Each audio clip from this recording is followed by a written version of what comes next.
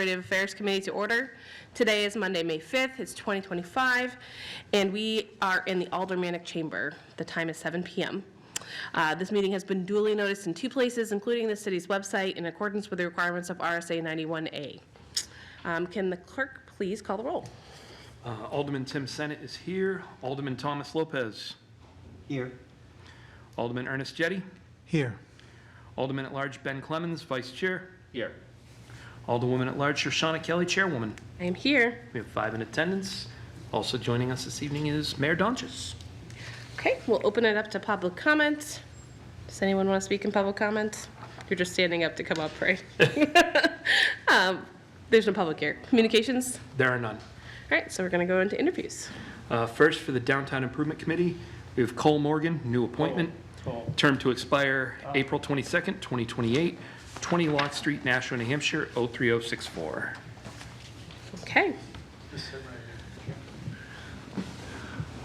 Mr. Mayor, will you please Thank you, Madam your- Chair. So I'm introducing Cole Morgan, who I've nominated to the Downtown Improvement Committee. I think many of you or all of you know Cole already, but he's an entrepreneur, a business person, and has one business in the area of video. He can explain it better than me, but creates video meetings for people, I think.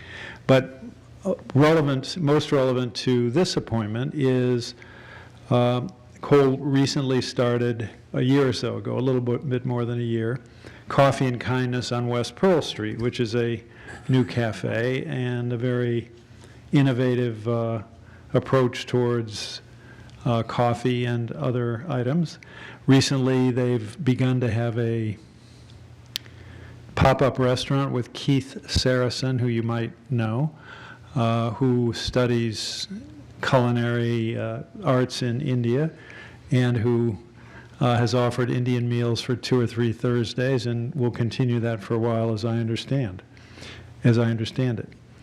In any event, Cole obviously is intimately familiar with the downtown and would be a very positive, constructive addition to the Downtown Improvements Committee. And with that, I will turn it over to Cole to tell you anything further about himself and of his interest in the Downtown Improvements Committee. Mr. Morgan? Thank you, Mr. Mayor.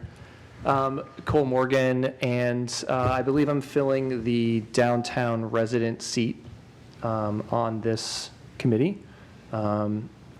As Mr. Mayor mentioned, I'm an owner of 3 businesses within the technical confines of downtown. I have a live event production company where I produce events around the globe.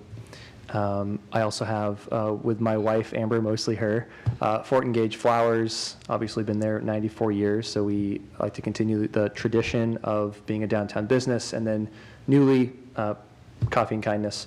So with cafe and restaurant, a retail location, and then a service-based business, we kind of fulfill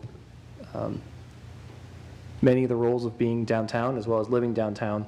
So I feel like I could be a great asset for the Downtown Improvement Committee to continue to bring commerce and entertainment and life to downtown. Great. I will open it up to questions from the committee. Mr. Sennett. Thank you, Ms. Chairman. I had the opportunity to serve on the Downtown Improvement Committee for a couple of years before I became an alderman. And one of the questions that was posed to me, which I think would be a really interesting question to pose to you as the owner of 3, as you just articulated, very different types of businesses, is looking at the state of our downtown as it is today, what's a business that you think is missing that you would like to see come downtown? Obviously, I wouldn't ask you to take on a 4th, but if you could see anything that's not currently there come in, what would you like to see? Thank you. That's an amazing question. I think we need 2 things downtown more than anything, and that's more diverse, typically minority-owned restaurants. If you look at the report from, I forget the name of the institution, but they put the report out of what can help build small towns and small cities in America, and it was minority-owned restaurants was the number one thing. So being able to see more diverse food being offered, which we actually kind of do now with the new Thai spot right next to Coffee and Kindness, and as well as 603 Rice and Beans, two phenomenal spots if you guys haven't been. Those kinds of things are going to bring more young crowds to downtown, and that would be the number one thing that I think we need as a younger audience. And the second thing is more housing, which isn't fun to say, but we need more housing. Yes, please. Thank you. Thank you for that answer. I think you hit quite a couple of nails on the head there. I don't have any further questions for you. I just I want to thank you for putting your name forward. I've had the opportunity to sit in on a CTAB meeting before, which I know you also serve on, and I've seen firsthand the passion and the opinionatedness that you bring to those roles. I think you're going to be a fantastic fit for this committee, and I'm sure Mary Lou is happy to finally have that downtown residence role filled, because she's been looking for that since I was there. All set. Alderman Lopez? So first, I want to say your priorities for downtown, the recommendations, I really appreciate those. I marked this on my calendar because a previous member of the Downtown Improvement Committee, when we were discussing competition for parking, made comments that I greatly objected to, where he essentially said, well, as a business owner, I don't care about the residents downtown, I care about my business. And I was like, there's no downtown without both. You need residents to patronize the businesses, and you need businesses to provide some sort of amenity or context to the people that are living there. So I think it's very important and very key what you said, that we need to grow housing, and that as a business owner, you recognize that relationship is very reassuring to me, because that's a direction I would like to see Downtown Improvement Committee recognize. And I also think that I had not thought about Downtown Improvement Committee, but in talking to business owners on West Hollis and even West Pearl, they don't always feel like I think specifically they were saying like the Chamber of Commerce in the context of the conversations I had, but they don't feel like they're included or integrated into the downtown concept. They think that that's mostly just Main Street up and down, north and south. So I think you're 100% right, that there's a lot of businesses that are currently not engaged that could be, and they would contribute to a much wider and more diverse perspective. As one of my colleagues mentioned, I appreciate that you're also, well, actually, I think it was the mayor, sorry. Can you pause for a second, Alderman Lopez? Booth, we're getting a ton of feedback. Are you even picking up your audio? All I can hear is feedback. You're hearing it too, right? I am, yeah. Sorry, I just want to make sure What are you everyone can hear hearing you. the feedback on? All I'm hearing is like a high-pitched feedback piece. Try again. Do you hear things like that a lot? I think you're better now. Okay. Thank you.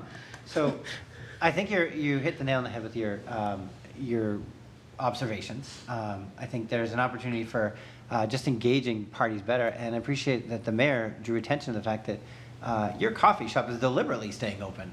That's a well-proven model. That was how Riverwalk originally became such a hit, is because they stepped outside their role of just one hit, business, and said, all right, let's try to do things atypical. So I made it there during the Thursdays. I forget if you can correct the name. Atma Curry.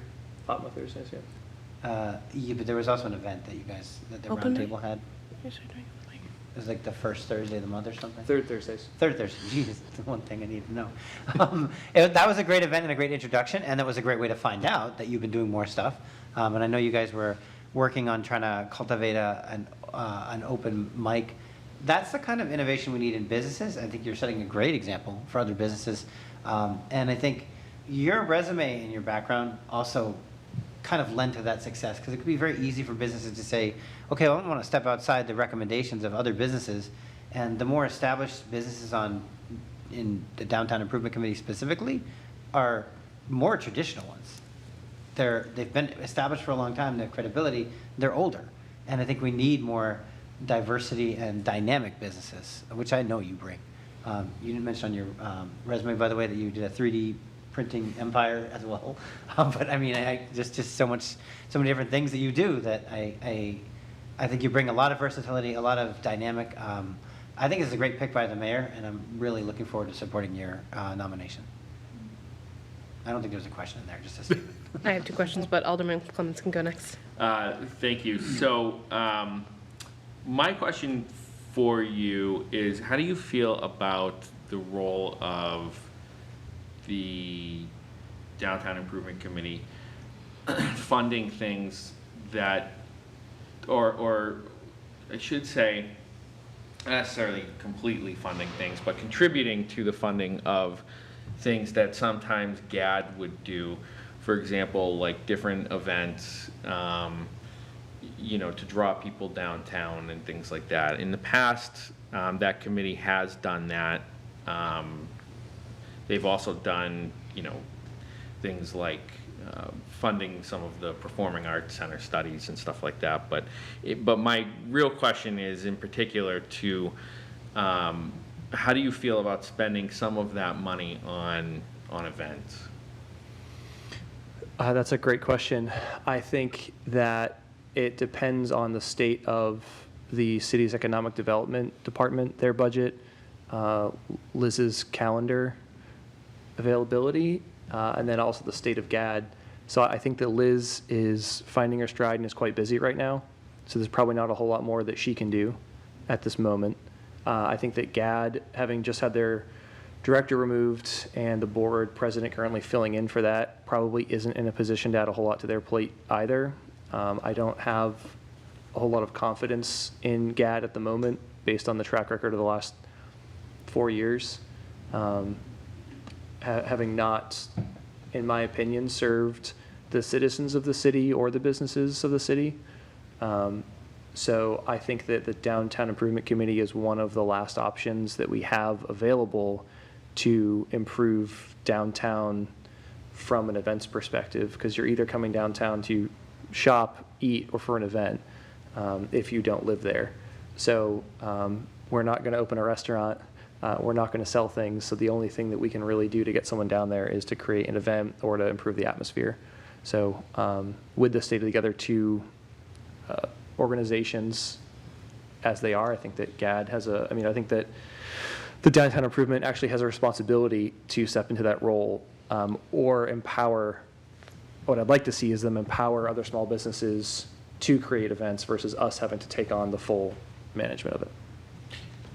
If I Alderman can follow Clemens? up, yeah, so I don't think that the committee, and I wouldn't suggest that the committee be the one to take on an event or to even plan it, but I think more of the financial backing of something like that. And your thought process went exactly where mine was in the question. And so, I think that we do need to make sure that some of these events continue to be successful and then we add to them. And we shouldn't be shy to spend some of this money on events, I guess is my perspective. I'm glad to hear, I don't want to put words in your mouth, but I'm glad to hear that you're open to that. But other than that question, I certainly am going to support your nomination. I think that you're going to bring a very good perspective, especially as Alderman Lopez had said, having businesses on a side street as opposed to right on Main Street, I think is something that gives you a different view of downtown. But it's a good one. I was recently in Sarasota, Florida last week, and there in the 1970s they started a downtown improvement district, very much that is city run, and very much like the Downtown Improvement Committee, and it's been transformative for their city over the 50 years that it's been around, and I can only hope that Nashua will be the same way, when 50 years comes on that mark, and then that committee is successful and continues to be. So, thank you. Alderman Jettie? I'm sorry, are you calling on me? Yes, I said Alderman Jettie. Was it? You were hiding behind the screen there, so I I couldn't. can't see you. We need a smaller screen. Well, the Within my screen will. was interfering with my view of you. We've been on the Cable Advisory Board for a few years, and I've, so I'm familiar with your work on that committee, and, I wholeheartedly support your being appointed to this committee. But I will, certainly vote for you. But I did want to take this opportunity to share with you, a struggle that I have with how the city, supports the downtown. The history of the downtown, there was an organization called, the Heart of Nashua, a long time ago. And it was like a chamber of commerce for downtown, but it was supported by the downtown merchants, not the city taxpayers. And, I understand, I've heard the mayor many times talk about how valuable the downtown is and how it deserves taxpayer support.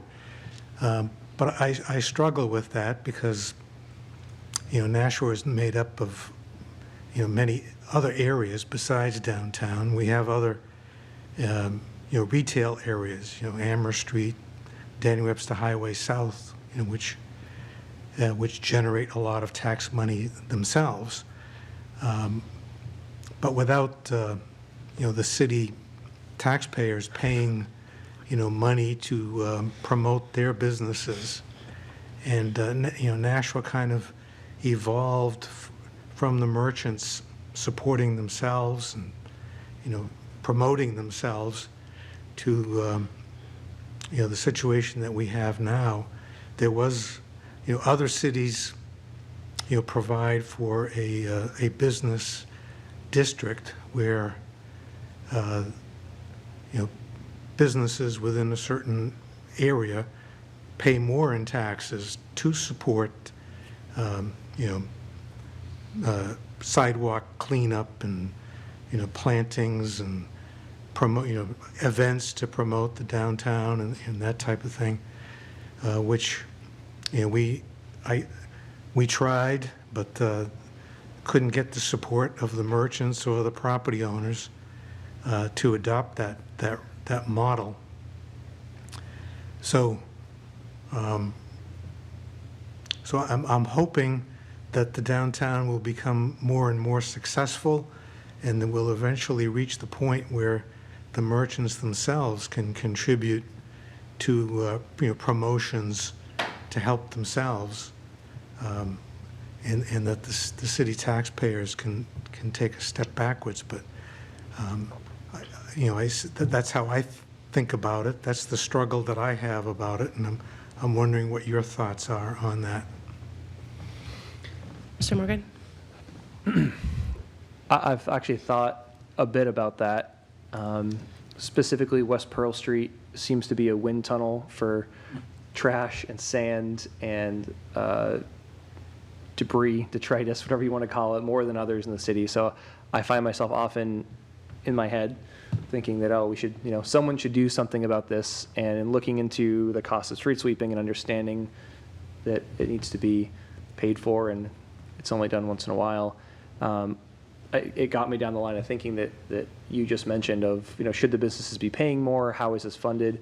And the way that I have come to look at it so far is that when someone is looking for a place to live and looking for a city to live in, they don't visit the mall and they don't usually visit Amherst Street's shopping districts. They drive through our historic downtown.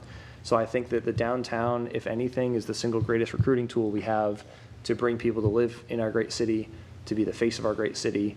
And I think in lieu of a PR marketing department, that any money spent towards events downtown or to strengthen our downtown could and maybe should be looked at it in that light. And that it's the way that we kind of advertise ourselves to the world to bring citizens here, to keep citizens here.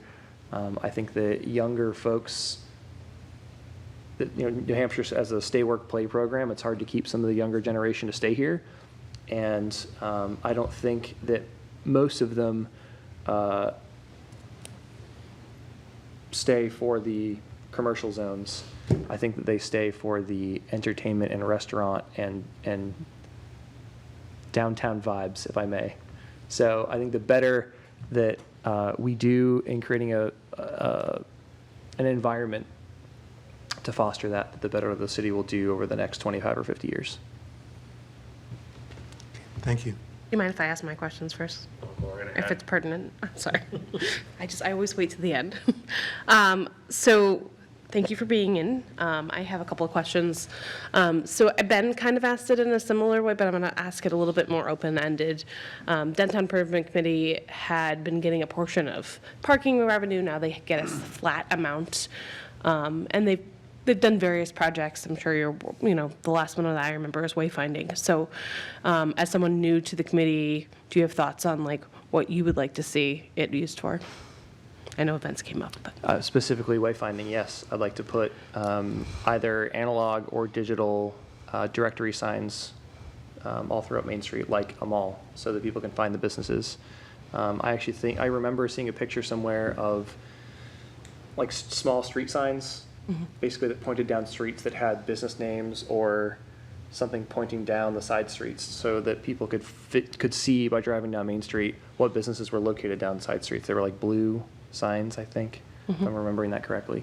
But I would love to see better wayfinding for pedestrians and cars. I think that would be a fantastic use of downtown improvement money, because a lot of the times, or almost every day, over 65% of people that come in my coffee shop are new customers.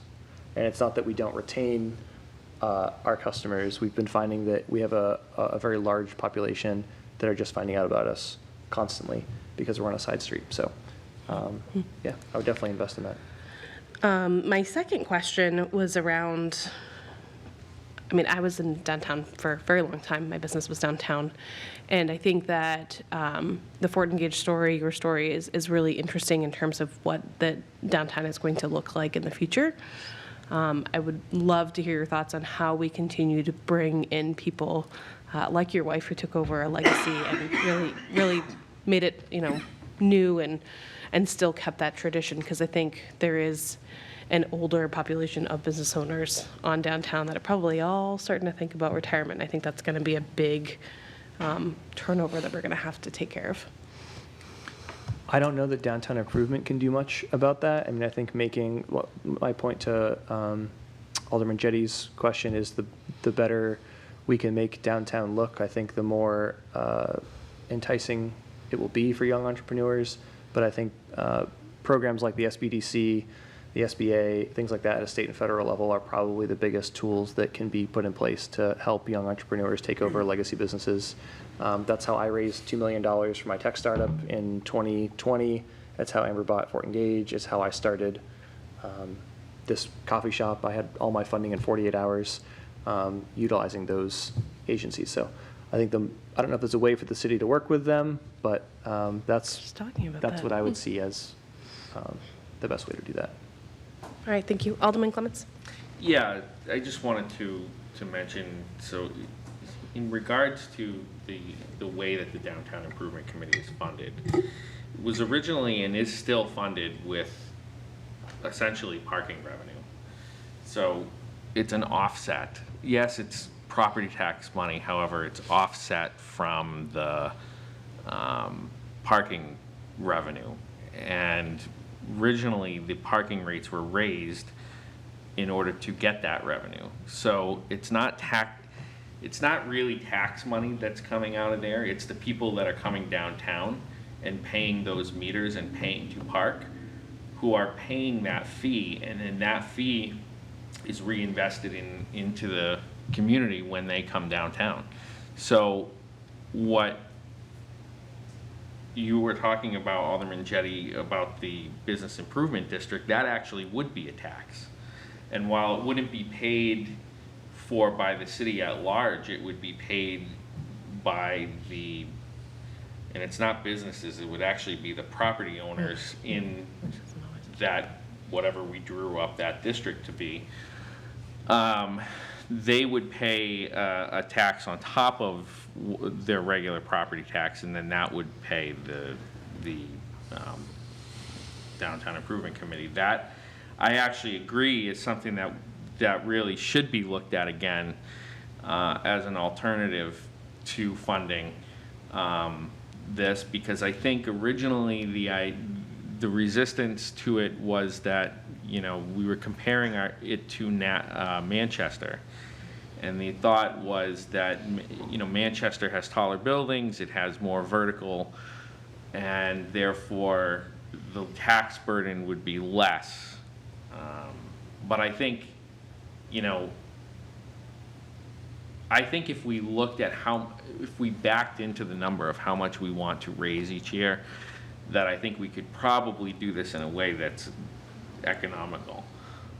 So I think it's something that's worth looking into. But I just wanted to make that distinction that although technically it's property tax money, it really is an offset of the parking funds. Are there any additional questions for Mr. Morgan? Okay, we'll take up your nomination after. Thank you. Next up, for Keefe Auditorium, we have Alicia Gregg, new appointment, term to expire May 13th, 2028, 4 Eastbrook Drive, Nashua, New Hampshire, 03060. Actually says my 13th. It does, I was just making an on-the-fly correction. Okay, all right, love that. Okay, Mr. Mayor? Thank you, Madam Chair. So I'm nominating Alicia Gregg to the Auditorium Commission. Now, as you know, the commission was reconstituted through a resolution of the Board of Aldermen, and so we're reforming it. And Alicia is a resident of Ward 7, is a state rep, has been very active in the community, was instrumental in helping to defeat the asphalt plant when that was a pending proposal, and also is involved in the arts in that she and her husband, Matty Gregg, have produced, what's the name of it? Evil Dead. Evil Dead, which was done in concert with the actor-singers here in Nashua, but was also produced down in Boston on Tremont Street, I think. Tremont Street? Boston Center for the Arts. Boston, which is on Yeah, Tremont Street, yeah. yes. And so they have been involved in the arts in that fashion, in the performing arts, and therefore she's certainly a good fit for this commission.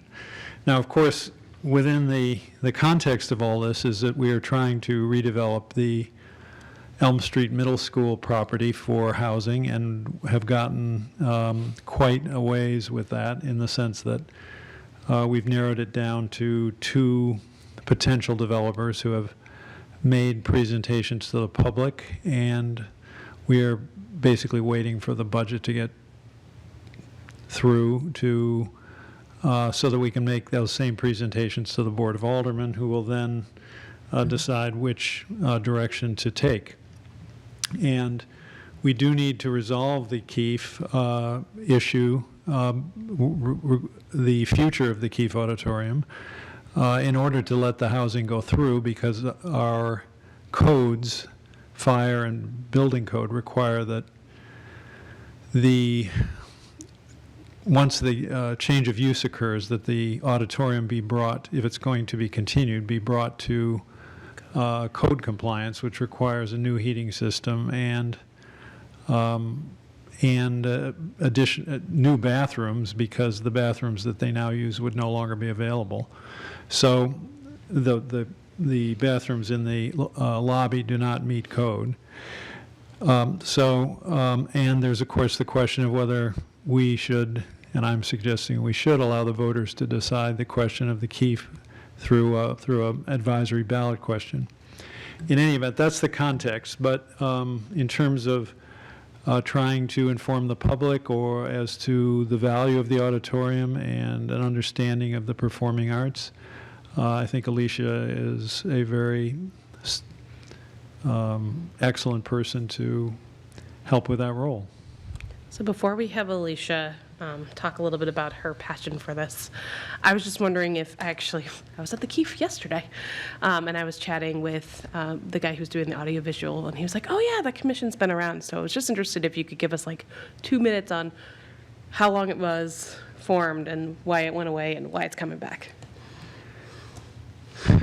Well, Ben can help with that, but, so. You might have an answer too. We'd had this commission, and they would technically, I think they were kind of responsible for scheduling it, but when the middle school was active at Elm Street, it's basically a school function, basically a school auditorium, so they're really doing the scheduling. So the commission did not really perform, or it almost became defunct and was not active.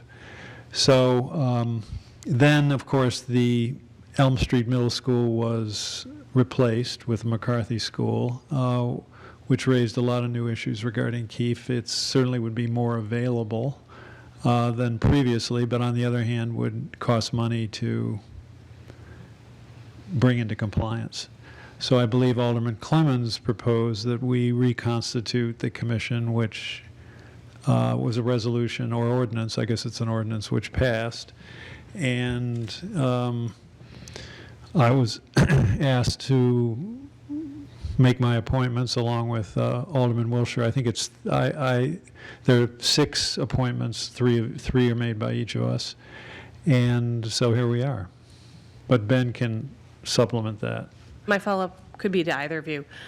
Do you see that the commission will potentially change? Would it be that their purview is now not just scheduling, but also helping to determine what happens next? Alderman Clemens, do you want to answer? Yeah, so that is part of it. So when we changed the ordinance last summer, we changed it to read that the commission shall also be responsible for developing a plan to upkeep and renovate the auditorium such that it could stand alone. This shall include developing a design, capital campaign, and funding recommendations. So that's part of the charge of the commission. Whereas before, it didn't have that. It was more, and this was left in there, but it had more to do with the, scheduling rentals, determination of rental fees, things like that. That's what that commission was charged with. And so now we're keeping that function, but knowing the situation at the Keefe, adding in the charge of creating a plan to help offset some of the costs that we might encounter if we have to upgrade the Keefe Auditorium. So that is part of the mission of that commission. Did you want to respond, Mr. Mayor? Well, not respond, but just say that, of course, we, in my view, have to determine the future of the Keefe. The housing, we've made a lot of progress there, but we have to make a decision as to how to proceed. Now, that's up to the Board of Aldermen, which has the authority to dispose of any city property, which at this point this is. But we cannot do this housing, and there are 2 different proposals, one of which would develop 250 to 300 units, 20% of which would be affordable. The other proposal would be fewer units, and that would be a destruction of the school building, and that's LMG. The Penrose proposal would retain the school, create less units, but 85% would be affordable. And those are the 2 proposals that were brought forward by the committee. We had to look at all of it. Those are the 2 presented to the public. Those are the 2 that we ultimately, hopefully next month, will bring before the Board of Aldermen. But to proceed with either, we have to resolve the Keefe issue. And meaning, what are we going to do with it? Are we going to put money into it? And we have a very detailed estimate, and it's a significant amount of money, or dispose of it. And I don't sense a clear consensus on the Board of Aldermen for either course. So that is why, rather than just delay forever, I am proposing that we give the question to the voters, let them tell us what they think we should do with this historic structure, and to weigh the cost benefit of either fixing it up or not. And I believe, were we to do that, the Board of Aldermen would be persuaded to accept the recommendation of the majority of voters. And that's how we could decide how to proceed and get the project underway. Thank you. Going off script a little, just so that we understand it is a new commission, what's the new purview, so we can properly interview Ms. Gregg. Sorry. Anything else? You good? Right? And so I will just turn it over now to Alicia to tell us a little bit about herself and of her interest in the auditorium and the commission. Hello, it's lovely to see you all this evening. I'm Alicia Gregg. I do serve as a state rep here in Ward 7, which has been such a privilege. And it gives me a unique perspective in understanding more about how the budget works within our state, more or less how the state funds certain areas, especially when it comes down to the municipalities, what trickle down we have in the municipalities.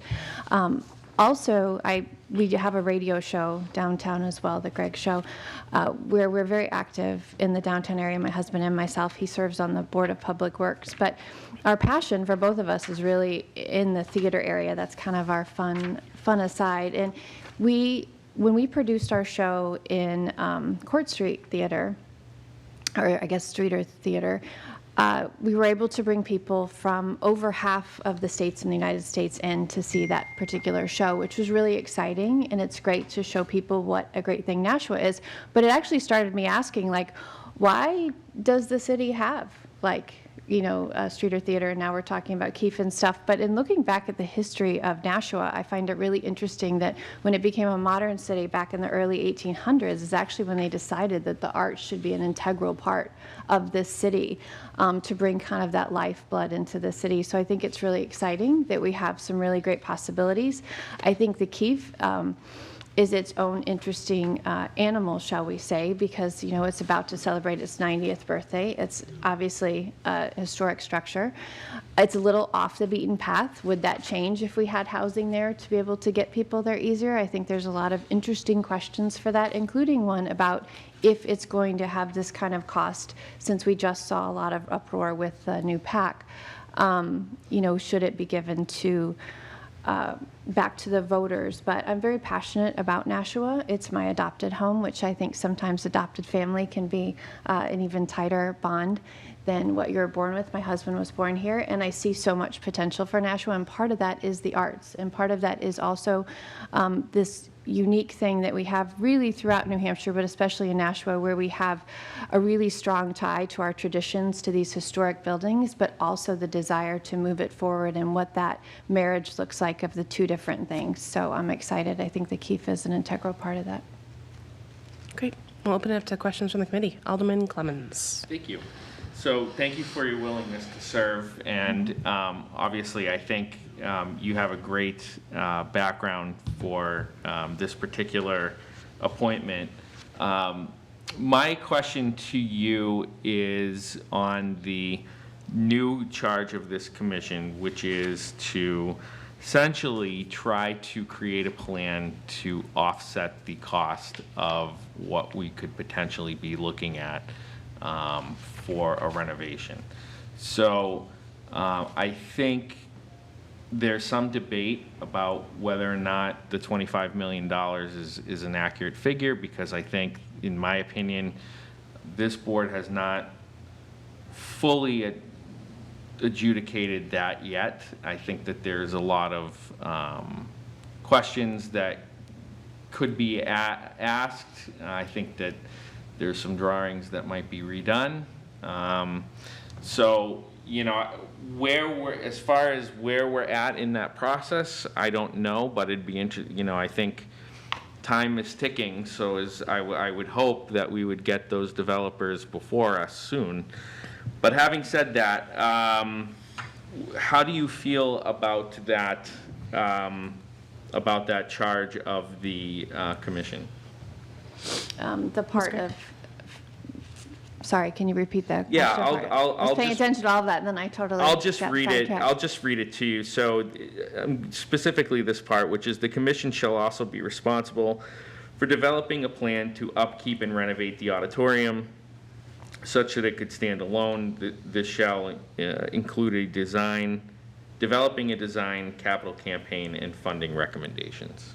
Right. Well, and I think that we have to have a really accurate, unfortunately, because this is such an old building, I think that you have to have a very accurate estimate of what that is. I know, recently when we're going in there, we're using the bathrooms, within the school and stuff. Obviously, that can't happen if that's going to be utilized for something different. So I think that you have to have an accurate part of that. I certainly think that there could be an opportunity based on, what the cost of that would look like, maybe having a partnership. So it's not just the city, it's not just put on that burden to have some kind of partnership within some kind of community performance type thing to help out with that. That is, I believe, it's the biggest auditorium in Nashua. It might be one of the biggest in the state. The largest in the state. Yeah, which is certainly a draw. So that is opportunity for investment by another group. We certainly know with our small show, we've shown that we can pull a lot of people here, and I know that the PAC has as well. So I think that's certainly an opportunity that should be looked into once you have an accurate, estimate as to what that would cost. Alderman Clemmons, follow-up? Yeah, so thank you for that answer. I think, I'm on the same page with you in regards to that. I think, again, one of the, and this will come up in the later ordinance, or resolution, but one of the things I think, we might be asking those developers is, do you have to detach it, right? And can you keep it together as one building like it is now and basically cut it off as a condo where maybe the systems are the same, but we have a meter and we pay them, whatever it costs to heat the place, right? But it's all one system. So, I think that there are some ideas out there that we haven't asked, quite frankly, and we need to go back to these developers and say, look, this is an important part of the community. We want to know, this is what it could take. What can you do?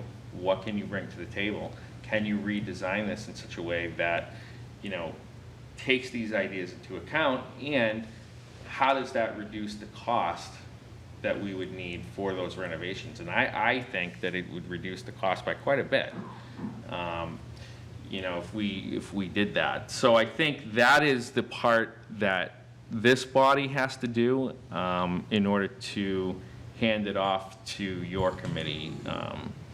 So I'm hoping that we get some of those answers, but I certainly think that you have the energy and the drive, and I think you have the right attitude to make this work. I mean, the goal is, of this board is to do what we can do to save the theater.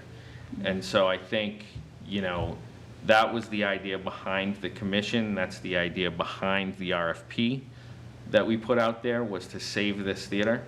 And now I think the goal will be to give the voters, hopefully, an accurate estimate, of what this is going to cost after we have asked all of the relevant questions. So I look forward to supporting you.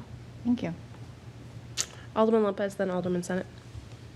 So my perspective as a ward alderman is a little bit more granular than I think that large is. And so I'm obviously very interested in what happens to the Elm Street area, because it directly affects the houses and community around it. I think losing the amenity of a performing arts center that is within walking distance of a lot of low-income communities is a travesty if it can be prevented. I think it's a classic example of gentrification where we need new housing, so we're going to pick a neighborhood, and that's the neighborhood that loses all of the things that it's used to, and something new gets put in. So obviously approaching it, from the perspective of housing, it was very important for me to say, okay, let's make sure the housing fits the character of the neighborhood. We don't put an 8-story high-rise in there. I had not contemplated the idea that there would be political effort to remove the keef, because it was clearly, in my mind, stated by the Board of Aldermen that we did not want the keef removed. It was written into any proposals that they should contemplate its continued existence. And we did last year ask that these committees be formed. So that's kind of the situation that you're walking into is there's literally already a motion before us to take the question and put it before the voters, and it's being pitched as this is letting them decide. But they really only have one choice, pay for it or don't, because we haven't done any of the work to create a committee. If this committee had been further along, if you'd been nominated last year, I might have asked the Keefe Commission to say, okay, what's your advisory opinion on the two proposals? Which one is best for the Keefe? Now you're the only one who's on the committee, though. You're starting it out. So are you ready to hit the ground, running with this bell already rung, to tackle all these questions and to try to shepherd all these things without necessarily knowing who's going to join you or how soon? Who else is going to be on the committee? I mean, absolutely. Anything I ever feel passionate about, I'm never scared to jump in, no matter how big the obstacle. So my husband's grandmother was on Chestnut right there in the tree streets, and so that's like a fond place for us to even go down and walk around. He spent a lot of his childhood there. I do think it's a challenge, and I have been here when they developed the Performing Arts Center downtown, and of course got to see the backlash as far as how that was funded or the rumor mill and that kind of stuff. I'm not really worried about any of that. One of my biggest passions is communication and making sure that people are informed about what's going on and what's happening. And I think we can do that. This will be a challenge. I mean, this is going to be, when you start thinking of the expense of, we were going to add on to our garage. Oh my gosh, it got out of hand, very, very quickly. And you start thinking about the Keefe and what it's going to require, even if we keep it attached to the building. There's going to be soundproofing, there's going to be, all kinds of things that have to happen for that. But I think it's worth the effort.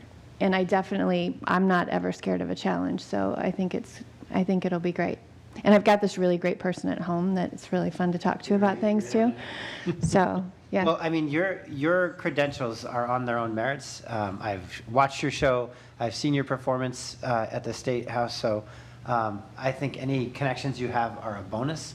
And I appreciate the mayor giving this a fair shake because, I feel like if you're a little less motivated to be up front, you could have just been like, oh, well, let me get on those appointments really like next month.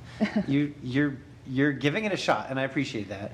I don't know if Mr. Morgan over here wants to join a third committee, but there's a lot of people and a lot of talents and a lot of performers in Nashua and a lot of business people too.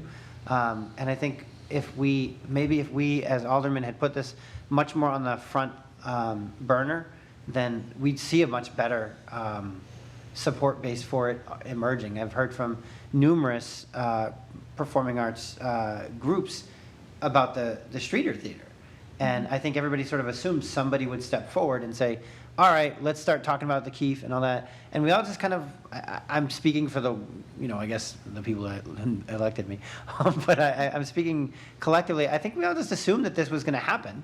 And now we realize, no, it won't, not unless somebody actually takes the ball and runs with it. And you're first. So, good luck. I appreciate you stepping forward in such a challenging role. I believe you can do it. And I think it's up to the mayor and the president to give you a team that will support you on the commission. But I think the community can definitely step forward too. And we need to make this a very serious conversation because if we start losing performing arts, opportunities, it has its own niche, particularly for the orchestra community, but other groups as well. If we start losing those, it's not likely we're going to ever be able to build them back again. And as we start to pull things from that neighborhood that used to make up the character of it, right now it has the Adult Learning Center, it used to have a school, it has the fire station down the corner. It has a neighborly feel, but if it just starts to become blocks and blocks of housing, that are carved up into one-way streets and have no parking, then it's going to be, we talk about how much we want downtown to look lively and vibrant. Well, the neighborhoods right adjacent to it it's important to make sure there's a lot there too. So I appreciate you stepping forward. I will support your nomination. And feel free to pick my brain if you have any questions about that immediate area. I absolutely will. Yeah, I truly believe too that we're each experts in our own areas, and you are absolutely somebody that I'd pick your brain on that area for sure. Okay. So thank you. I It's appreciate easy that. access. Not sure how I feel about that. Alderman Senate. Thank you, Madam Chair. I usually sit here and posture about how exciting it is to have Ward 7 residents stepping forward for committees, but geez, now it's my own state rep. That's pretty exciting. Ward 7's back, guys. I have my own specific answer in mind for this, but I wanted to just pick your brain a little bit about it. Because one of the conversations that I think was coming up, and you had alluded to it a little in regard to some of the backlash that came up with the development of the Nashua Center for the Arts, is that why do we need 3 theaters downtown? You know, people knew that we had the Keefe and that we had the Streeter Theater already over on Court Street. And I think the thought process there was, why do we need a third? Personally, of the opinion that all 3 of these theaters serve very different purposes. Without going too far into assume your own thoughts, I believe that you would agree. But my question for you is that, in consideration now that we do have the Nashua Center for the Arts active, open, putting on shows, and that we're making a consideration for the Keefe, and then presumably down the road that's going to cascade into a conversation about Court Street. Do you feel that for the long term, with the different purposes that these 3 theaters could potentially serve, that there's a long-term lifespan for all 3 of them within the downtown?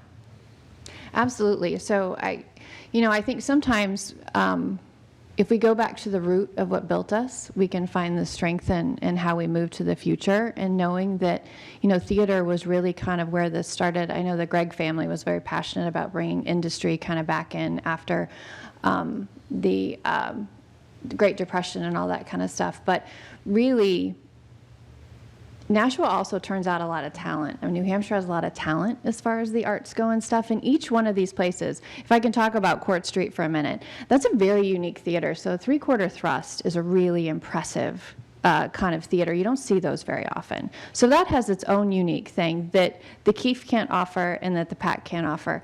Now, and the Keefe has something very different because it's got that big kind of, Broadway kind of show, symphony type feel. That's also a very unique thing. All of these things can bring people in. Where Court Street, you can actually bring in things for business conferences, stuff like that. I mean, that's the ideal type of theater for something like that. And I think that the Keefe is something different. We've had the symphony there. We've had these bigger shows there. And the PAC has kind of become, I mean, you see a lot of like bands there. You have some smaller stage things. It's a little tougher to get some of the bigger set pieces and stuff like that in there, and the bigger performance spaces. So I do think that longevity-wise, that depends on how strategic the city is. Because when you have 3 very unique things that can bring people in, I mean, with Court Street, whenever we brought people there for that show, obviously Evil Dead kind of has its own cult following, but it doesn't matter. People came and they're like, "Ooh, where do we eat and what do we do?" And you can bring them here. It's kind of like that. What was that? Remember that baseball movie? Field of Dreams. But it's really about the investment. But part of the investment, and I think it's so smart to give it back to the voters, is to get that buy-in from neighbors. We do that by communicating with them and making them feel involved again, really making them feel like they're a part of this process. And even though sometimes I think that can be scary too, because you get a lot of voices and stuff, but really the loudest people that are yelling are not usually ones that are involved. And when you have other people involved and giving their opinions that aren't yelling, it actually helps to kind of boost this along. So I do think, and very long way to say that answer, but I do think there could be longevity for all 3. Alderman Senate. Thank you, and thank you for that answer. You hit the nail exactly on the head, which is, again, I had my own internalized answer for that, which is that each of those theaters, like you perfectly described, have amenities that the other doesn't have. The Keefe has a pit. The Keefe has swing space. The National Center for the Arts doesn't have that. But let's call it what it is. The National Center for the Arts is essentially a concert hall, which is fine because a concert hall is something that Nashua hasn't had before.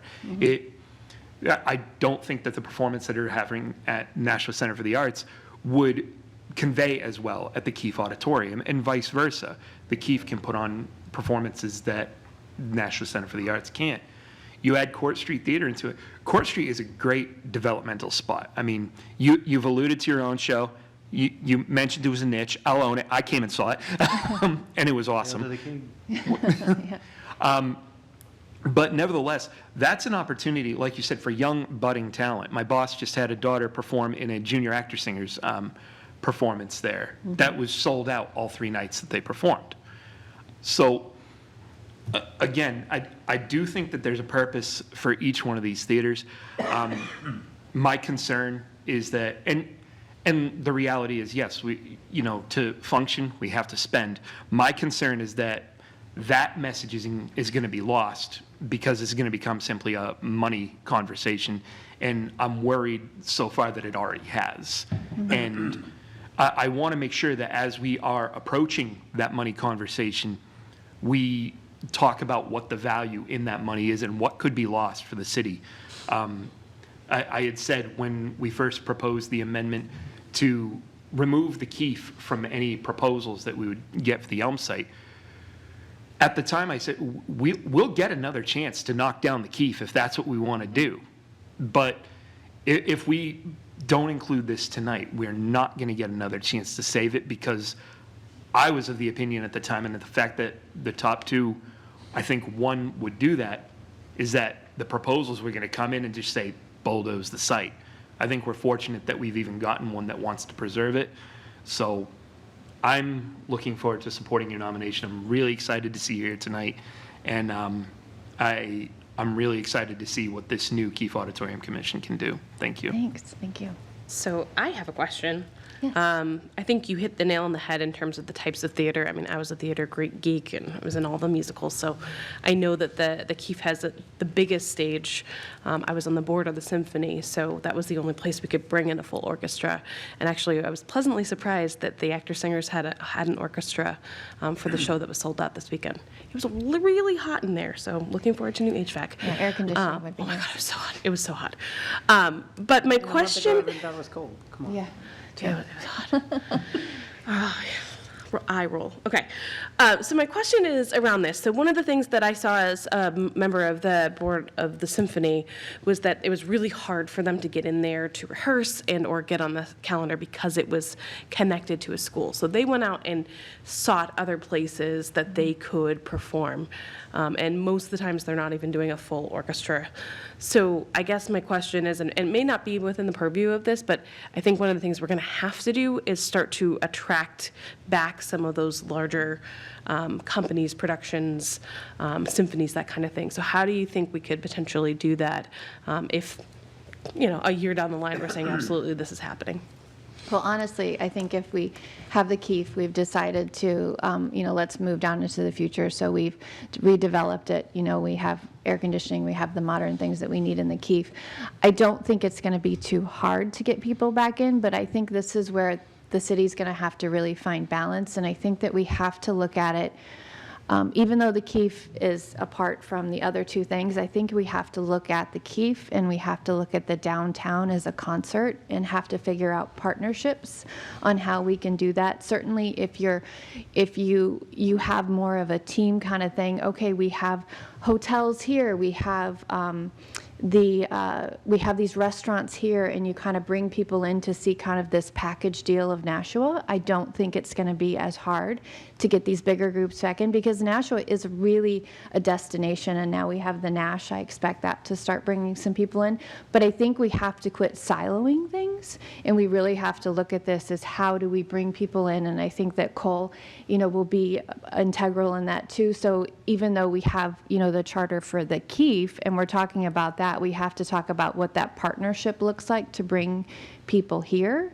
I think that's going to be really important. I also think a really interesting balancing act that we're going to have is the balancing act between how we let the nonprofits use it versus letting profits come in, because you have to have the money coming in to use that. And I think, like right now, I think Court Street, it's great that the Peacock players are there, but I think that the nonprofits have a majority of that, and I think that stops it from letting profits come in. So I think that's just something you have to, the alderman would have to keep in mind in the city as that goes forward, to look at how can we use this as a partnership for all of this.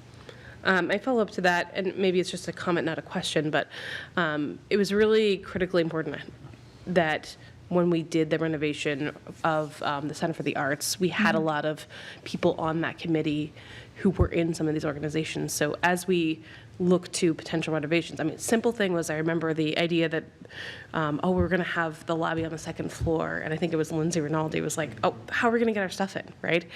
So I think it's really important that any renovation includes those voices, even if they've left, why and what can we do better? And then, as someone who might be pushing sets up a hill, we don't all live in that world. So I think it's important, if we're going to renovate and put the money in, that their voices are heard. Oh yeah, load in and load out is everything. We did that in Boston Center for the Arts, and let's just say that was a circus unto itself. So it's really important when we think about that. Down below, right? Well, yeah, we had a hill, so then when you have this truck and you have these major road cases coming out, I mean, unfortunately, we did not have foot brakes on those, and I was like, these stop for this huge truck coming out. I'm like, I'm gonna get smashed. So yes, there is there's a lot of different areas. And to be honest, I'm gonna use a cheat sheet with Maddie Gregg on some of that, if with like, hey, they have this idea, what do you think about that? Just because we've done a tour, we did a national tour, so we've, loaded in and out different things. And so I think one of the things that I love about how the mayor does things and how you all do things is getting people, that have had a lot of experiences in a lot of different areas, who also know people who have had a lot of different people and a lot of different experiences, because you're not just getting one person, you're getting, whoever they're surrounded with as well, and what their expertise is and stuff. And I think that's really great that you all are doing that. So certainly for me, I would never pretend to know, be an expert really at anything. But I certainly would have people I would ask as we were looking at that. And I think that's really, really important, because I do think that, I'm watching Salem grow a lot, and I think that Nashua has that potential to grow, but in Nashua's style. What I like about Nashua is we have our mom and pop things, I love our neighborhoods, love the tree streets, and I think that makes us really special and unique, and the theaters are really a part of that uniqueness that will bring people here. Great. Alderman Clemmons, then Alderman Lopez. Thank you. So everything you just said is exactly the idea behind this commission, because it's going to take that attitude of this is a community space that we want the community involved in. We want investors to come in there and put money up, right, to offset whatever cost it's going to take to keep it. We want the performances that are in there to make money to some degree. We don't want to kick, obviously, the actor singers out. We don't want to kick the Peacock players out. We want them to keep their schedules that they have, but we want to supplement that, right, with income. That is exactly the charge of this commission. And so, it's even tougher that you're under the gun and you're the first person being nominated, but I think you're the perfect person to be nominated first. So, and I think between Alderman Wilshire and the mayor, you're going to get some talented people on there that do know a lot of other folks who have that same mentality and have those connections, both with the history of the building as well as the love of that space. And I think that's the kind of energy that we need. So thank you for all your comments. Thank you. Alderman Lopez. Just wanted to add my 2 cents, because I do think it's really important that the artists, or that the art community be involved, and that they're going to be essential partners in anything that moves forward. But I also think we literally need somebody with an HVAC construction project management plan, because I think I lampooned the original estimate pretty heavily a couple of years ago when it came out. And in looking at what was presented more recently, it was just scaled up with cost. It was the same like 3-story auditorium with space for everything that we probably can't afford. And it would be good to have somebody on the committee who literally could say, well, this is what you need to keep it running, and then you phase the plan. So making sure you have people with experience actually with project development and, construction and construction costs and HVAC, probably is gonna be key. Not that any of us have any say with it, that's the mayor and the president, and then we just interview them when they come, so. And, I wouldn't put that on you, Alicia. No, All thank- set, Alderman Lopez? Yes. Alderman Jettie? Thank you. So thank you very much for being willing to step forward, and thank you for your work as a state representative. So as a state representative, you're in the middle of of what we are feeling here in the city. This crisis, this financial crisis, where not you, but your the majority of representatives has been, reducing the amount that the state supports the local city with, the amount of money that they're providing. And now we've got a federal administration which is exacerbating the problem. And so this is all coming up at a very inopportune time. Absolutely. Because, we represent taxpayers like yourself, and who are feeling the pain of the the lack of support by the state and federal government, and the cost of running the city is falling to the local taxpayers, and we can argue and point out to them that they're getting good value for their money, but a lot of them don't have the money to keep up with the rising taxes. So, hopefully in a couple of years things will change, and but right now this is the pressure, and this going on a ballot before the voters. This is not a great time to be asking the voters whether they're willing to spend this extra money to keep the Keefe open. So you're going to have a difficult job, trying to convince people of the value that that you see, and that I think we see. I mean, when the Center for the Arts was proposed, I remember sitting here and being told, that the Keefe was going to stay. This was not going to replace the Keefe. No, you can't replace the Keefe. The Keefe, is, as you said, the largest venue in the state. The symphony needs that large audience capacity to put on concerts and make the money that they need to make to support themselves. The Broadway shows need that size stage and the room to move scenery there. What do they call it? The flyaways, or some word like that. So we were told back then the Keefe was staying. Now we're being told, well, it's going to cost a lot of money to keep the Keefe, and so maybe Ernie, it's we are we, just so you know. Yeah. Just remember that. Okay. So you have a tough job ahead of you, and I think that you're the right person. You've got I think, you've displayed that you've got the talent and the enthusiasm to make this work. I think you're going to have to, you've got a lot of work ahead of you, and thank you very much for stepping forward, and good luck. Thank you. Appreciate it. Okay, all set. We'll be taking up your nomination in a bit. Can I make a couple of observations before? Sure. They'll be short, pretty short. Of course, Mr. Mayor. We talked about the Performing Arts Center for 30 years. I hope that won't happen here. I remember Barbara Presley, the late Barbara Presley, was on a commission in the 1980s as to how to do a downtown performing arts center. 35 years later, you know. Me too.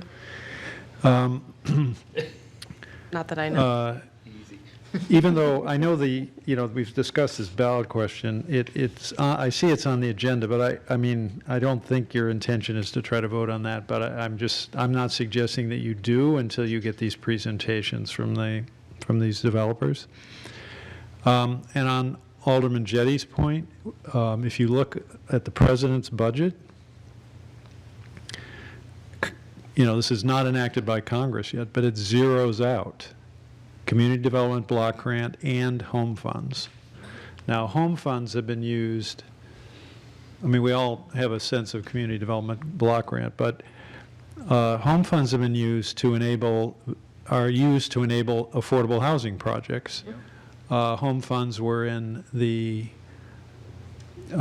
National Soup Kitchen and Shelter on Spring Street, in the Monahan Manor, in the affordable housing that NeighborWorks did, 249 right down here across from CVS. Also in the workforce housing that is at Marshall Street. Without home funds, those projects may not have gone forward. So, yes, the federal government may impact, what we can do here, and hopefully Congress will see the light on those various projects. There will be support coming from across the country in terms of trying to preserve those things, but that is the kind of impact that reductions at the state and federal level can have. Okay. Anyway, those are my... What a ray of sunshine. What? I know, I was like, I don't know how to respond to that. The bummer there at the end, yeah. Well, I think the ray of sunshine really is for Nashua. Nashua has shown its resilience before. It's been really tested in the Depression and stuff, and it's shown its resilience, and that's still there. I mean, that's still in the heart of every area. So it's going to be tough. It's going to be tough, but I think Nashua can do it. Find a way, yep. Yep. There's Thank some you. grit here. All right, well, thank you very much. Thank you. So I'll ask now the Iuchis to come on up. All right. Next up, we have for the Mine Falls Park Advisory Committee, Natalie Overcatch Iuchi, new appointment, term to expire June 12, 2028, 7 Weathersfield Road, Nashua, New Hampshire, 03062. And Andrew Iuchi, new appointment, term to expire May 13, 2028, also 74 Weathersfield Road, Nashua, New Hampshire, 03062. I'm so glad you are clerking, because I was like, oh, that looks like Lucci. They just typed it wrong. No, you're right. It's I an only I. got it because the mayor just said it. So for the Mine Falls Advisory Committee, I am, as you see, nominating Natalie and Andrew Iuchi. They are residents down of Ward 9. They both are very much involved in the outdoors. I just see on Facebook they do a lot of cross-country skiing and things like that. But in addition, they are very active at Mine Falls Park, where they spend a lot of time, and will be very good additions to the committee. As I'm sure you know, that the advisory committee does a lot of actual work beyond just advising the Parks Department as to how to manage Mine Falls Park, but they do cleanup days and a lot of other activities within the park. And therefore, we're always looking for new members who are enthusiastic about Mine Falls. And both Natalie and Andrew, I know, will fit the bill there. And therefore, I'm really happy to be nominating them. They did come forward and volunteer, so I didn't even have to try to persuade them or anything like that, so that was very nice. And so I will just turn things over to Andrew and Natalie to tell you a little bit about their interest in the park and in being on the advisory committee. Thank you. You have the floor. Want to go first? Well, my wife and I both have a passion for the outdoors, and Sit a little bit closer to the mics. Oh, I'm sorry. There I you was just go. saying, Directional in chief. We want to hear you. Yeah, they're very Wonderful, directional. sorry. up there. I was just saying that my wife and I both have a passion for the outdoors, and that's one of the things that brought us to New Hampshire and Nashua specifically. We raised our children here and have taken advantage of that park in many ways over the years, whether it's hiking or just biking, cross-country skiing and whatnot. And more recently, we've been participating in advisory committee meetings and cleanup efforts and that type of stuff. And you want anything, Natalie? You can, the mic moves, so, but, yeah, it's really easy. There you go. Hi. Hi. So we've been Nashua residents for about 20 years. Our kids have been to Mine Falls when they're very little. We have gone to a handful of advisory meetings already. We've done cleanups. I am there like 2-3 days a week, from like spring to fall. And it's just, Mine Falls is a gem, and we need to make sure that it's clean and report any safety issues. Great. Okay, we'll open up to questions from the committee. Alderman Clemmons, then Alderman Lopez. All right, I will ask you 2 tough questions, and it's gonna be tough for you guys, I know it will be. Where is each one of your favorite part of the park? Um, And why is the other one wrong? The orange trail, Okay, the orange and the green trail. And it's pretty neat. There's some nesting owls right now oh, okay, in and around that area. Yeah. So it's just a gem right now, like watching them grow up. yeah. And over the years, it's the same family that nests in that area. So that's my favorite part, and I drag him to that area. I wouldn't say you drag me, but the fact that she wants to go multiple times a day sometimes can be a lot. Yeah, I could also enjoy that area. There's also a nice part that loops around the pond, and there's a nice overlook of the whole pond area, so. Great, great. I used to live off of Grand Ave, so the canal was right behind my house. And, you know, growing up in Nashua, I would always be able to bike over to Mine Falls. And then also, you know, being an adult and living in that area for a while, you know, I just have a very big appreciation for that park. And so anybody that is obviously dedicated and wants to see that park be preserved and be, you know, the best they can be, because it's a multi-use thing, right? So you have people in there playing soccer, you have people running, biking, you know, it's really a fantastic space. And so I'm gonna definitely support you, and I just want to thank you for being involved in everything that you have done for the park, and I'm sure that will continue on the committee, so thank you. Thank you. Thank you. I'm impressed you know the colors. That first map, it's like, In the maps. I kind of know which one I'm on and where it ends. I'm like, oh, this is the one that comes out by the power lines. Go ahead, Alderman Lopez. First, I just have a question to the mayor. So there's 9 positions. I was checking because I was going to ask the obvious question, like, is it a problem that people who are married are on the same committee? And I don't ask because I may or may not be married to another public official soon, but I just wanted to bring that up. But when I was counting, 2 out of 11 doesn't seem like it would be like a big deal. So that was my first question. And the second one was, the conservation representative looks like his term already expired. Are we keeping an eye on that? Well, on the first question, no, I don't think it's a problem. I mean, good, we'll have 2 people go out there working all the time together. 2 for 1 deal?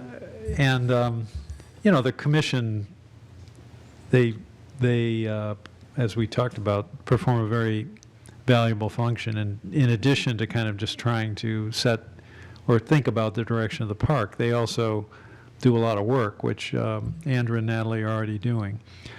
I'm not sure on the other question. Who is the Conservation Commission member? Gillespie? Richard? Well, we'll look into whether they should be, but generally, people continue to serve until replaced, so they're in a holdover status, but I will check that out. Okay, just want to make sure I knew what I was looking at.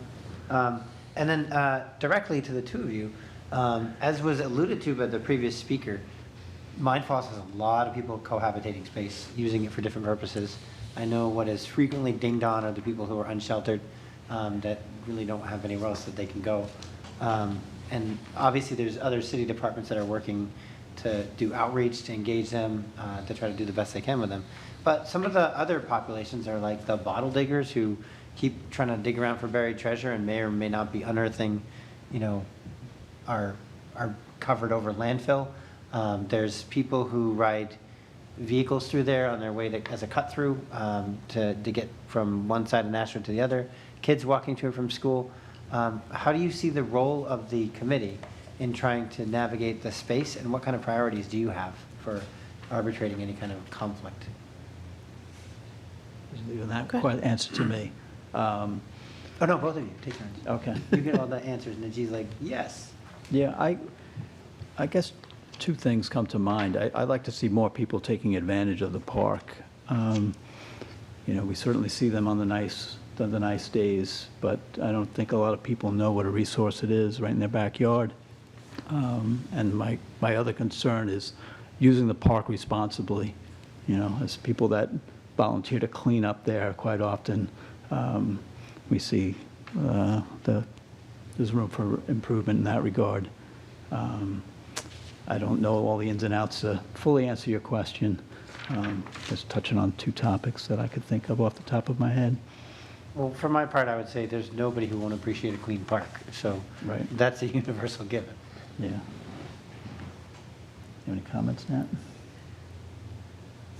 Can you repeat some of the? There's a lot of different people who use the parks, and I gave the examples of the bottle diggers and the people going to and from school.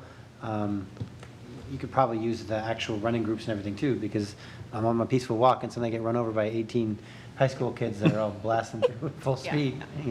How would you manage that, and what kind of priorities would you have for the park?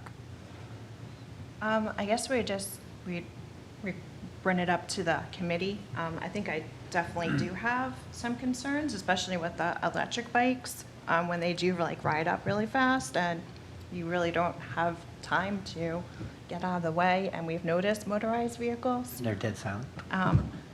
So I'm hoping maybe to suggest maybe some additional signs, especially in the motorized vehicles. I know in Udicky, they have orange signs that will make it obvious not to ride your scooter or your motorcycle through. I'm hoping that we can suggest more to improve that. And again, just making it safer for the volunteers too. I know we've done cleanups and there's been some issues with needles and finding drugs, and but it's really important to keep it safe and have all the groups really enjoy the park. I think that's a great answer.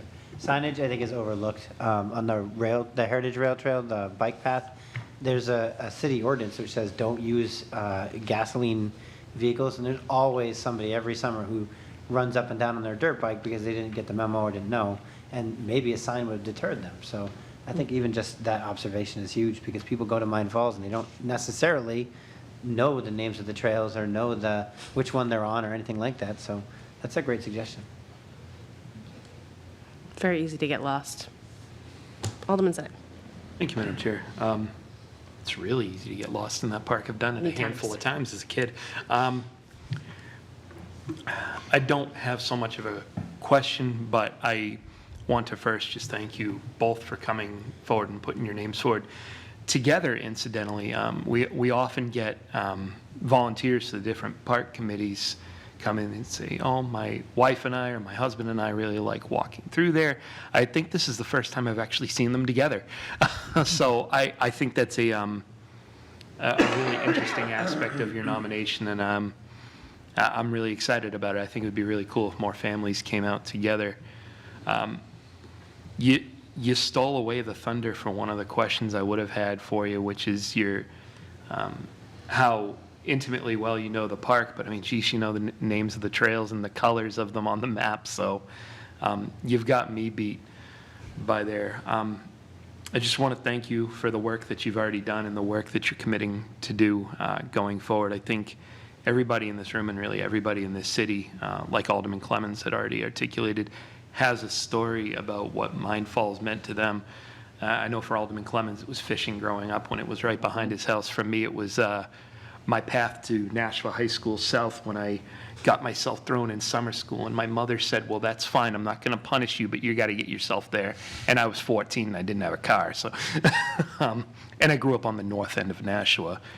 But that really illustrates what I think makes Mine Falls special is that, barring very few exceptions, it's one of the best avenues to get anywhere in the city. You could start over by Nashua South and get downtown.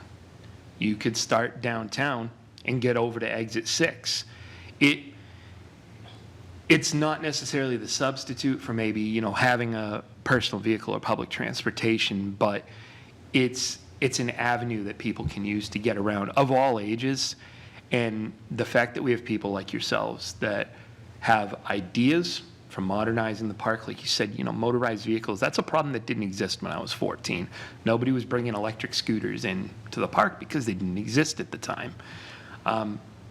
So modernizing the park, bringing up new signage, you know, and just staying on top of it. Again, nobody in the city is going to complain about Mine Falls being cleaner or more welcoming. So I'm definitely looking forward to supporting your nominations.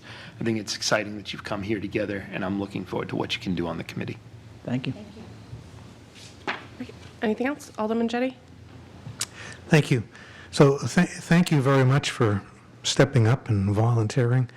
You know, a lot of people take advantage of the park, but it's a small minority of the people who are willing to step up and do the work necessary to keep it as nice as it is. So thank you very much. Thank you. We'll be taking up your nomination in a moment. Thank you. Thank you. Thank you, Madam Chair. Thank you. Your favorite part.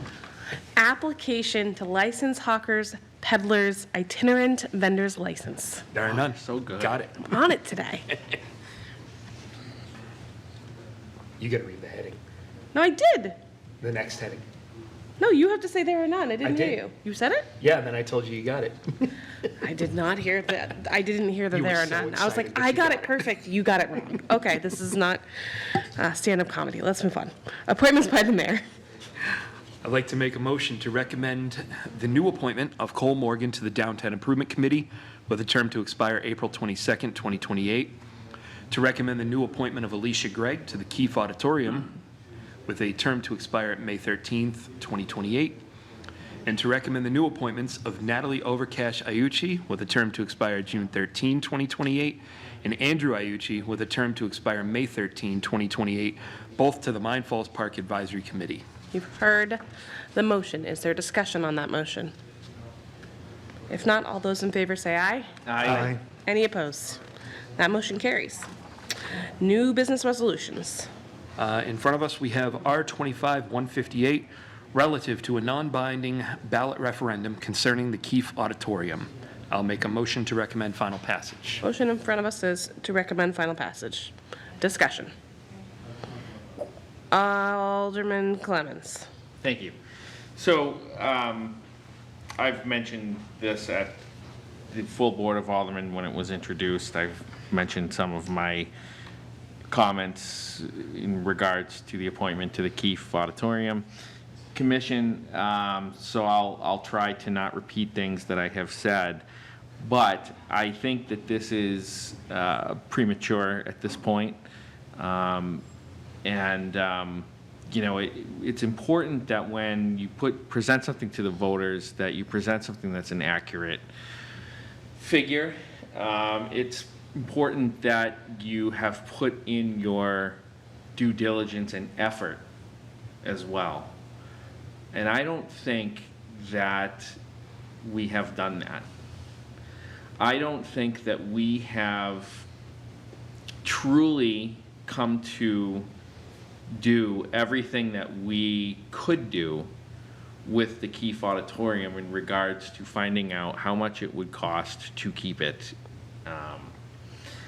And to me, there's some disappointment there, because this board, with 11 votes, made it very clear that we wanted to keep that auditorium. We made certain, in no uncertain terms, that the Keefe was to not be removed in any, and that we would not accept any RFP that included that.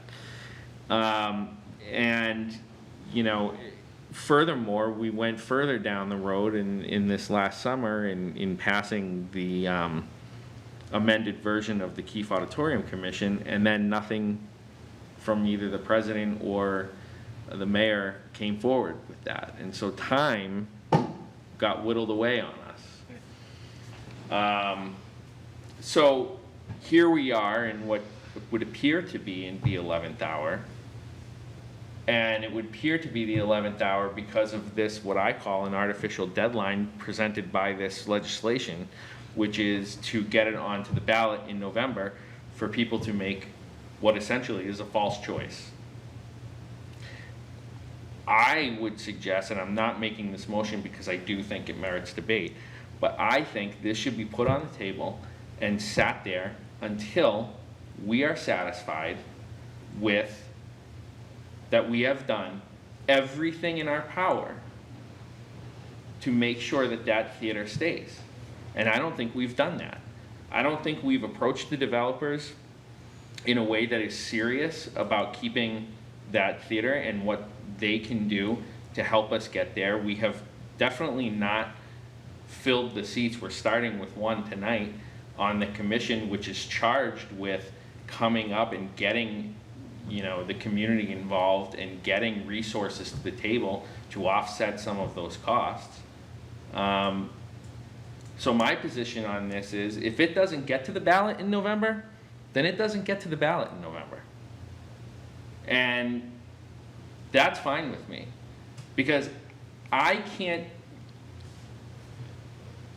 in my conscience, I can't say to somebody, oh, we've done everything that we can do, here's the best, say yes or no. I don't think that's fair. It's not a fair question, and it's not a fair, you're not gonna get a fair result either.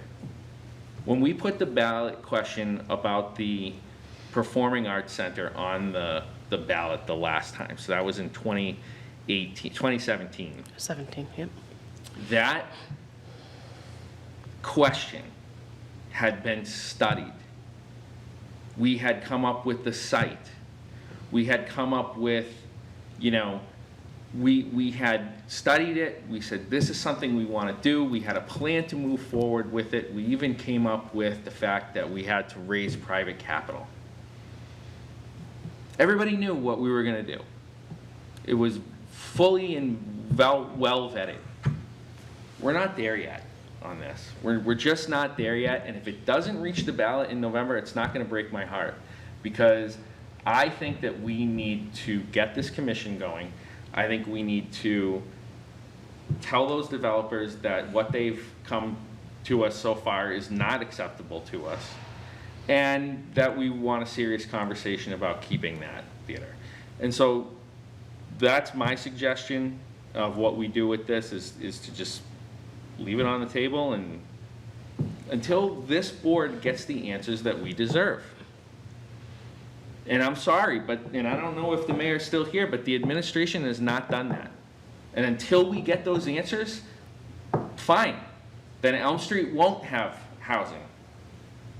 But you know what? We deserve the answers to the questions that we have, and they keep delaying it. Oh, now tonight it's gonna be presented to us in June, next month. Well, I guess we'll have to wait another month then to have the developers come in. And that's more money to the taxpayer at the end of the day, the longer these delays go. I am not going to sit by and have an artificial deadline based on this legislation tell me that, oh, we're forced into deciding that we have to go with the plan that was presented, because that's what this is. It's on two fronts, and I'm not going to abide by it. And I would encourage my colleagues to do the same. Alderman Lopez, you had your hand up. Yeah, I had a similar sentiment. I am very much inclined to table. I don't want to shut down the committee's comments as well. But the mayor even admitted in the comments that he made that he didn't expect us to take this up tonight, that we still have to see the presentations before we can move it forward. I don't think we've done anywhere near enough to clearly say this is the actual price tag, because when we reviewed that same presentation 2 years ago, there were so many problems with it, and the only response we got was, okay, well, we'll revisit this at a later date. And then the email and the communication that we received was, I've reviewed this and whatever. There was no review. It was just an update on the supplies cost. It's the same presentation. It's the same estimate, and it's never gone out to bid. That was never part of the project proposal. As far as I can tell, there was no discussion until it came up at nearly the 11th hour of us getting to see which of the two presentations that made it through the vetting process that now we absolutely have to update the Keefe Auditorium, or the other projects can't go forward. And we have to add the HVAC, we have to add the bathrooms. I don't fully understand that myself, because why do we have to add the HVAC if it's going to be connected to the building that is going to be modified if we choose that particular route? And if it's not going to be connected, why wouldn't you just subdivide the property and just say, okay, well, that sits there and this is where the development is? So I have way too many questions to feel comfortable saying to the people of Nashua, hey, show up for voting day and then flip the thing over and then make a quick decision based on whatever we can squeeze in on the back of the ballot, when we don't even know some of the basic, facts of it. I don't want to hold up housing, because I know we really, really need it. I also don't want to hold up housing that doesn't turn out to support the people who actually are in need of it. So if it's not the one that prioritizes affordable housing and the community impact, I don't know if that's going to get my support. But I don't think we're anywhere near ready for an intelligent discussion about the Keefe Auditorium, because we haven't even had a commission taking a look at it. We haven't given the people who would be supportive of it anywhere to go to try to express their support or their ideas. I think a lot more work needs to be done there. Alderman Sedit. Thank you, Madam Chair. At the risk of repeating some of the sentiments of the two previous speakers, I'm inclined to agree. This voting tonight, or voting at our next full board meeting to put this on the ballot, it really strikes me as putting the cart before the horse. And we've loaded that cart up with a cost basis that we haven't really even begun to dissect. If my memory serves me right, this is just a memo that we received in our email. This isn't even something that was included as a communication in a board packet or anything. And we're being told this is the cost, so let's put it on the ballot. And I don't like the methodology that's being done there, because I feel like it's an answer just in search of a question. I don't think if you throw $25 million on the ballot that anybody is going to say, yes. I alluded to that in my comments earlier. We've done nothing to dissect what that $25 million means. We've done nothing to sit and speak to the two developers and gauge their interest in any sort of partnership in keeping this auditorium running, which has always been part of the RFP as we amended it. This isn't a surprise to these developers. Before we ever authorized the city to go out for an RFP, we said this is what it's going to look like. The developers need to understand that the Keefe is not going away.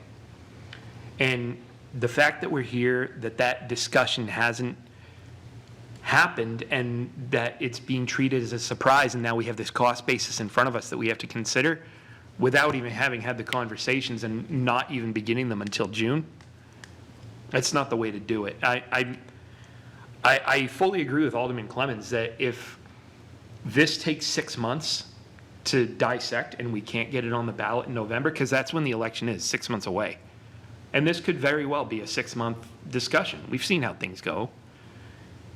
if that's what it takes, then that's the way we do it right. We shouldn't be doing something just to do it. We should be doing it and doing it right. So I would fully support a motion to place this on the table until that discussion has really taken place. I will also echo that sentiment. I think the mayor pointed out that it took 30 years for the Nashua Center for the Arts to happen. That's not what I want to have happen here. I am a friend of the arts. I've been on many commissions. I think that they all have a place, but I also want to see and hear and have discussions with the developers on what this can look like and how can we be innovative in saving this, because I understand a $25 million price tag is going to be very high given the budgets, given the cuts, all those things, but does it have to be $25 million? What other ways can we do this? Is there a public-private partnership? There's a lot of things that haven't been explored or discussed, and I think this feels very premature, and we talk about doing the work in the committees all the time as aldermen. We haven't done our work yet. It cannot go on the ballot yet. There's no way. Alderman Clemmons. Thank you. And I just want to say too, I'm going to throw something out there that I've been kind of keeping in my back pocket, but I'm going to throw it out there. The argument is our ordinance say that we have to get this, we have to spend the 25 million to get that building up to code. We can waive our ordinance. We can waive our, now I am not one to say that, you know, and I think we've had this discussion in for other things where we say, you know, we made the decision as a community to make sure that all of our buildings are up to the same code. And I'm not suggesting that we don't do that, but what I am suggesting is if that means that we can keep that theater and come up with a plan that over time develops it in a short increments, means that we waive it in the interim in the interest of keeping the building, that is also an option. So basically, what I'm going to say is this conversation is way premature. Alderman Lopez, was your hand up?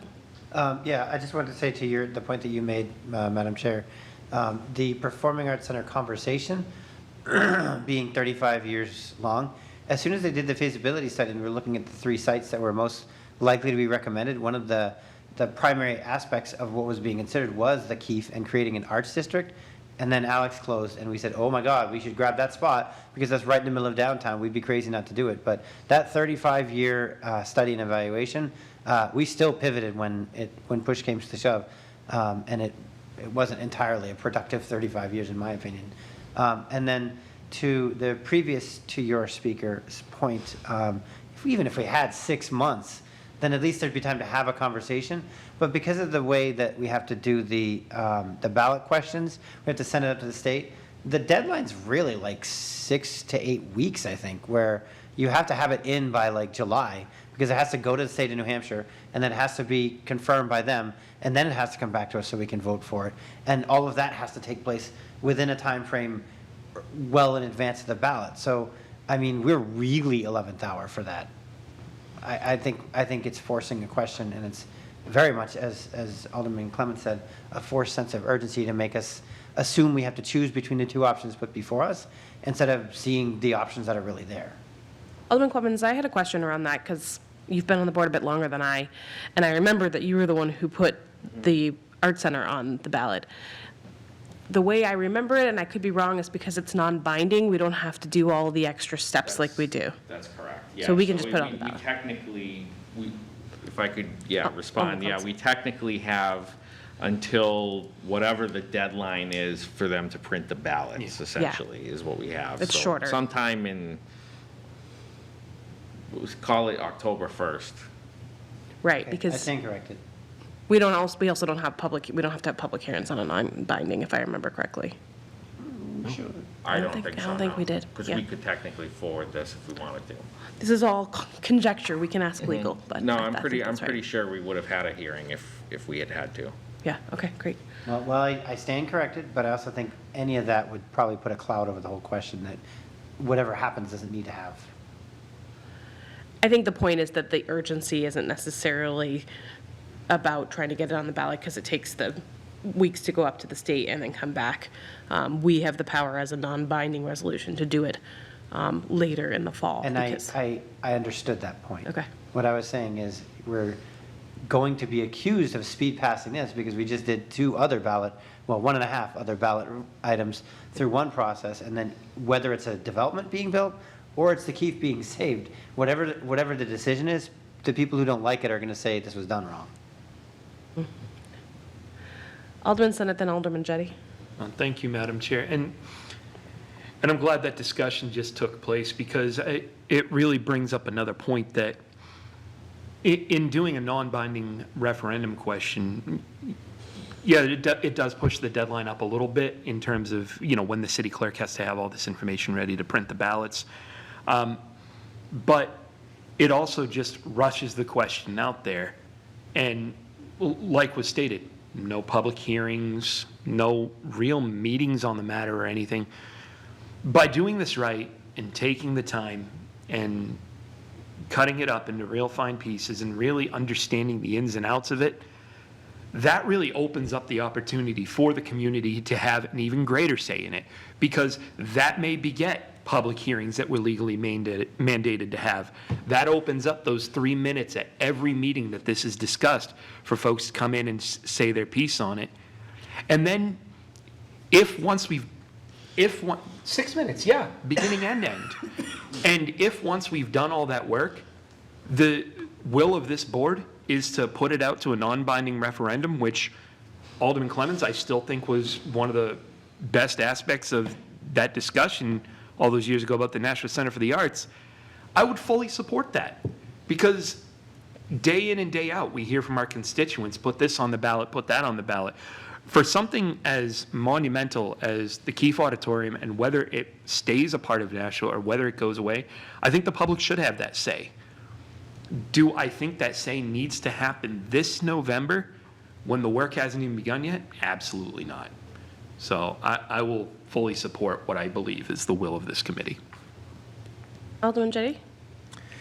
Yeah, thank you. So, I don't, I'm pretty much in agreement with everything that's been said. I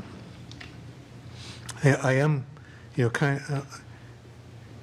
I was a little confused about the mayor's intention. When I read the resolution, the resolution seemed to be worded in such a way, I may be wrong, but it's worded in such a way that it'll never pass. And so I thought, the mayor's decided, that that he doesn't want to save the Keefe. But then, he nominates Alicia Gregg to be on this committee, and she seems passionate to save the Keefe. So I'm not sure what, maybe I misread or misunderstood or misguessed what the mayor's intentions were. Maybe he is very neutral about it. I don't know. But I think putting this resolution on the ballot is a guaranteed no, I think. I mean, my ward voted against the Center for the Arts. It was a close vote, but we voted against it. And that was, back, I think it was 15 million we were looking for back then. Now we're talking about 25 million for this. It was throwing that number out there without, making sure that that's what it's going to cost. I think would be a mistake. And I think the other thing is, we asked the, for this commission to be charged with looking at the Keefe, coming up with designs, coming up with plans, coming up with a way of how could we save the Keefe, how could we come up with a way of financing it, with partnerships and, other creative thoughts about, how to do all of this stuff. And the committee's never been created, it's never been staffed. Mm-hmm. And then, we send these RFPs out, and we get these 2 proposals, and then we're being told, well, we got to make a decision, is the Keefe going to stay or not? So we're going to put it on the ballot. I agree with, what's been said by the rest of you. It's just not the right time to do that. And so I'm in favor of tabling it and, pushing the administration to come up with the information that we need to do this properly. I would say at the very least, we need to actually put all the people on the commission for the Keefe Auditorium before Trying to close it. trying to close it, yes.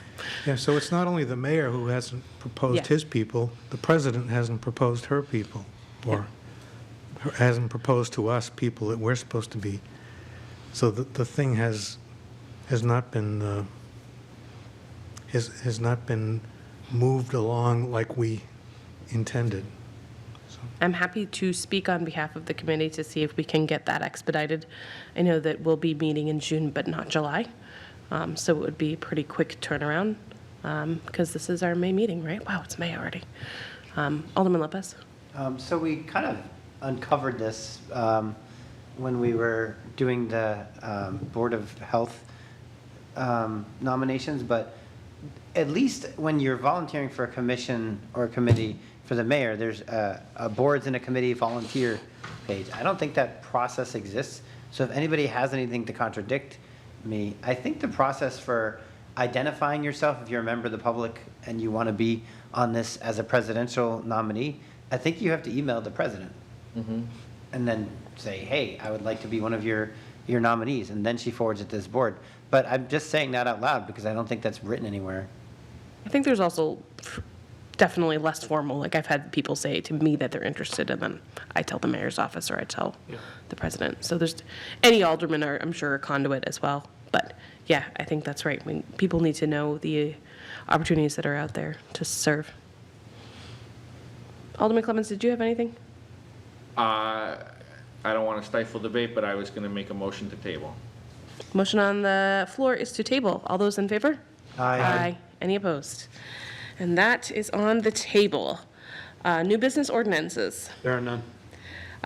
We have tabled in committee, but nothing is coming off the table that I know of. Nope, I spoke to Alderman Moran. As I understand it, the Board of Health will be taking up the discussion on 025-051 at their May meeting. So hopefully by June, which you said we are meeting in June? Meeting in June, but not July. Yep, then hopefully by June, we will have a recommendation from them and we could have a reignition of that discussion.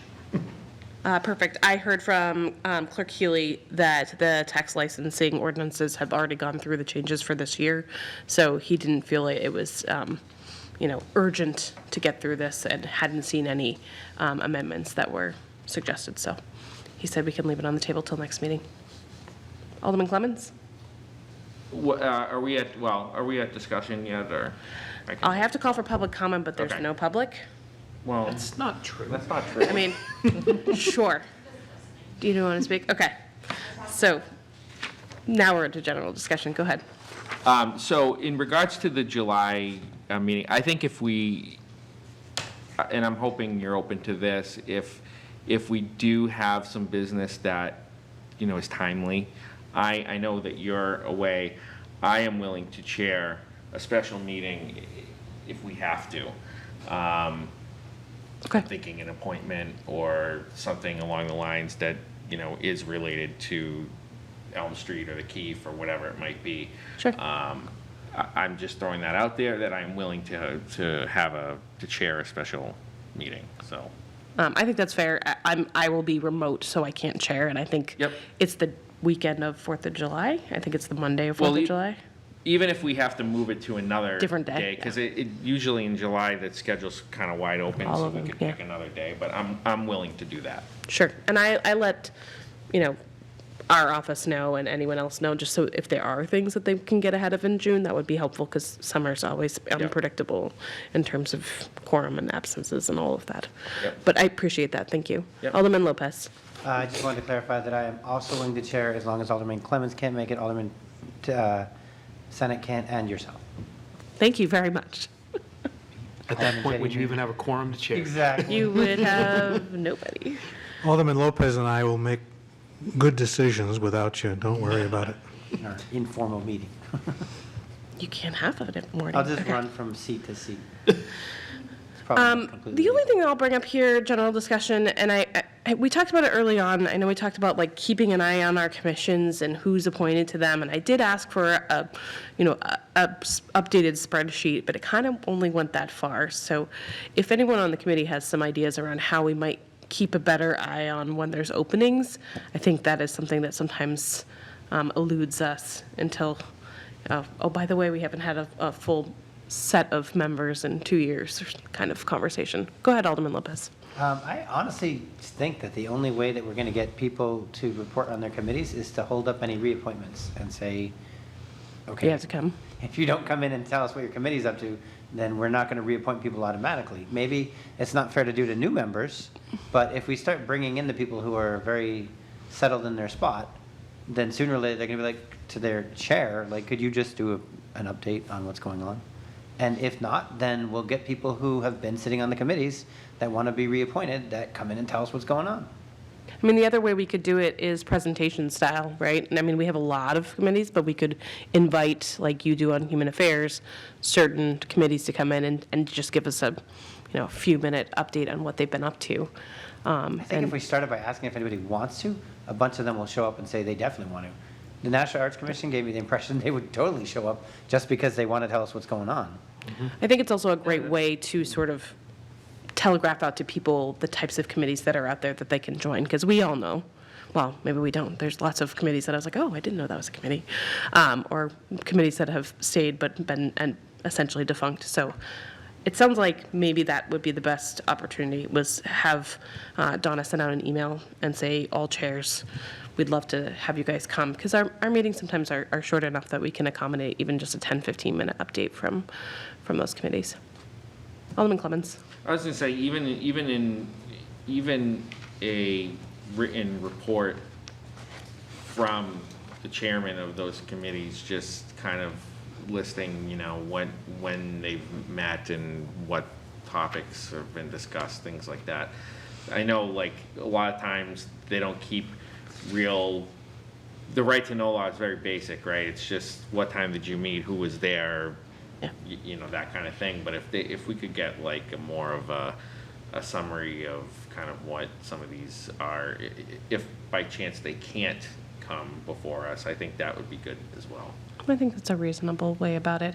I'm not sure how I feel about every reappointment having to come in. I think No, that I could just get think if tedious. people aren't gonna, if committee chairs aren't gonna report, then that might be our nuclear option, is somebody from that committee doesn't get reappointed immediately, or is stalled, and the chair's like, oh, wait, I should go in and do it. And if the chair doesn't do it, then that person can just come in and tell us what's going on.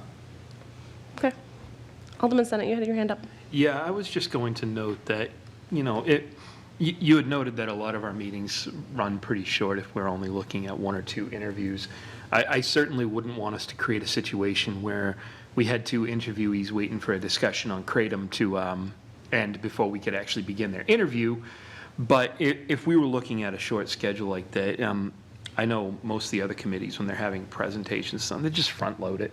Yep. It would be our first order of business is just to have a very brief presentation from the Downtown Improvement Committee or the Keefe Auditorium Commission, what have you. So just so we could get an update and then carry on with the night's business. Yeah, I run a tight ship. I will make sure that they are known that it would be like a 10 or 15-minute window Yeah. to give us a quick update. I think that's the right way to go. Where did Alderman Lopez go? He's just ducking below his desk. Okay. Any additional general, go ahead, Alderman Jettie. So, Madam Chair, did Clerk Healy indicate that he was preparing some amendments to that ordinance, or is he waiting for us to propose amendments? The way it was worded was that he hadn't seen any amendments, so I was wondering if he was waiting for us, but I thought we could work with him between now and the next meeting, knowing that it wasn't critical. Yeah, that sounds like he's waiting. Yeah, he's waiting. Doesn't sound like he's going to redraft it. He's waiting for us to redraft it for him. Happy to help. And on that, during that discussion, we talked about the, whether vehicle inspections were going to continue. Since we have a state representative here, I'm wondering if she could update us on the status of that proposed legislation. Madam know if she was expecting Representative Gregg, Spot. did you hear? I mean, is she? She was listening. Okay. What did you say? At our last meeting, Clerk Healy was talking about the taxi ordinance, and it came out that that there's a proposal in the legislature to do away with vehicle inspections. And we were wondering if you could tell us what the status of that is. So I actually believe it's in the Senate. I don't know if it's gotten out of the Senate yet. I actually don't really expect the Senate to pass it. So because they got rid of everything on it, and I think the Senate is usually a little more rational about stuff like that. I mean, no emissions testing anything. So I don't think it'll make it through there, but we'll see. But it did pass the House pretty enthusiastically. So we shall see, but I don't expect it to, honestly. If I was a betting person, I would not bet on the Senate. Good to luck pass with your it. uninspected ambulances. So- Okay, thank you. All set? Yep. All right, remarks? Alderman Senate. There's no realm in reality that she's actually sitting at home watching this, but I just want to publicly wish my wife a happy birthday. Oh, that's so sweet. My husband's birthday is this week. I'll be at a budget meeting. I did want to make a remark. So the Greater American Downtown came up in our discussion and interviews, and I just wanted to make my voice heard on the work that has been done through that. I've seen it over the 8 years that I've been here. They've worked really hard. There's been a couple of rough years, and I know that the executive director who just stepped down was very ill. So I want to make sure that I voice that Great American Downtown has done incredible things for the city. They were a partner for National Pride early on and really worked hard to do that. And I know that someone else brought up resilience, and I imagine that we will see that with that organization. That is all we got. Do I have a motion? Unless someone else wants to make remarks. I mean, I would just second your remarks. I know the previous director worked very, very hard, and he had a number of personal issues that, I mean, my opinion only, people were extremely judgmental of him and only looked at his performance and not him as a person. I don't think that was fair, but I think he'll be fine. And I think it's up to the GAD board to figure out, number one, how they want to manage public perception of their own staff and their own performance. And number two, how they as a board are going to support their organization going forward, because it's always been directors and overseen and supervised by boards. So if the board doesn't do the work, the director gets into trouble, the director struggles, and then the organization, and in this case, our downtown is worse for it. So I do think a lot of newer organizers and new players are stepping forward. Specifically, that third Thursdays is a great idea. And I see it coming out of Rambling House, which is an unpredictable source to me. I mean, in some ways, but they're very much, they have a great culture there. And so I guess it's not really surprising when you think of it. I just assumed, because that's how we've done it, that the city would have had to do it, or that a nonprofit dedicated to it. It's really nice when the private sector actually steps right up and says, oh, well, let's do it. Yeah. More of that, please. I agree. Here. All set? Do you have a motion? I have a motion to adjourn. All those in favor? Aye. Any opposed? Thank you for a lively discussion, all. We are adjourned at 9:03.